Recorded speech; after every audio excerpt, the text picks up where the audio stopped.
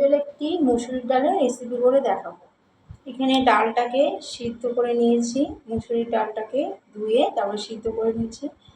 এখানে ফোড়নের জন্য নিয়েছি 5 ফোড়ন, শুকনো লঙ্কা, তেজপাতা, পেঁয়াজ আর টমেটো। কড়াইতে তেল গরম হয়ে গেছে, ওই তেলের মধ্যে আমরা ফোড়নগুলো একে একে দিয়ে দেব। প্রথমে দিচ্ছি 5 ফোড়ন, তারপরে দেবো শুকনো লঙ্কা, দেবো তেজপাতা,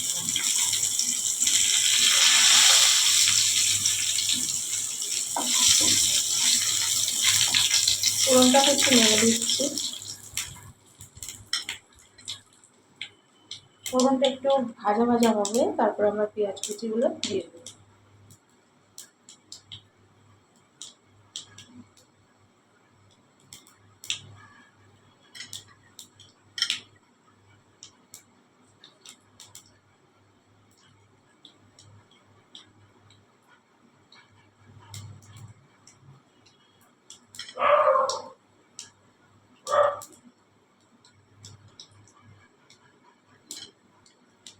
ফোড়নটা হয়ে গেছে, এবার পেঁয়াজ কুচিগুলো ভালো করে নেড়ে নিচ্ছি।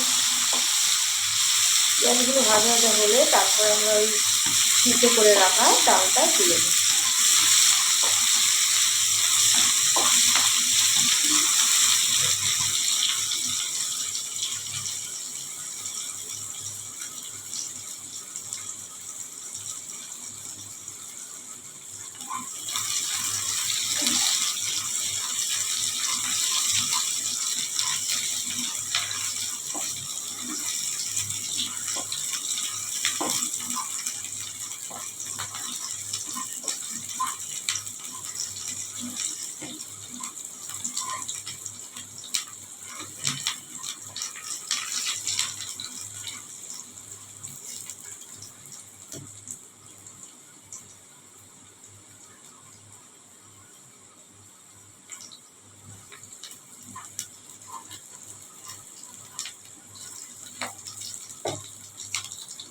ফোড়নটা ভাজা হয়ে গেছে, এবার আমরা সিদ্ধ করে রাখা ডালটা দিয়ে দেব।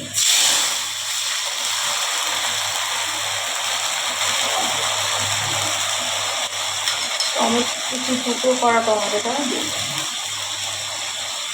ভালো করে লেগে নিচ্ছি।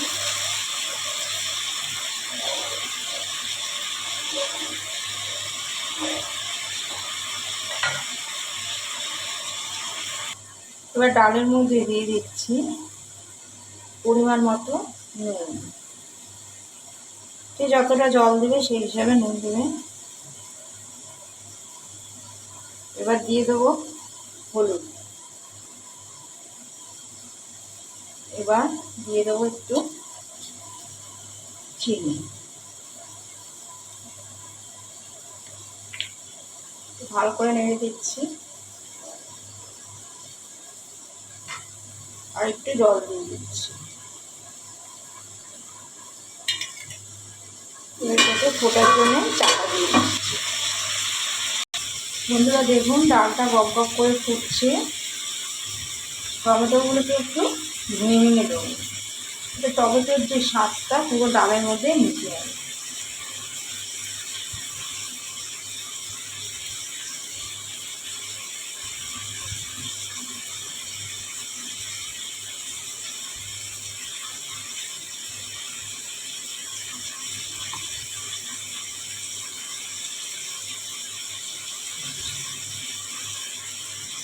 টমেটোটা সিদ্ধ হওয়া পর্যন্ত আমরা ডালটাকে ফুটিয়ে নেব।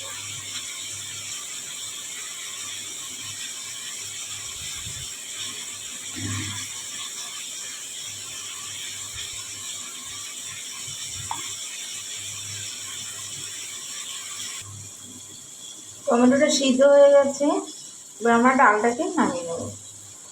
আমাদের রেসিপিটা যদি ভালো লেগে থাকে তাহলে এই ডালের রেসিপিটার চ্যানেলটাকে লাইক করবেন এবং কমেন্ট করবেন এবং চ্যানেলটিকে সাবস্ক্রাইব করবেন।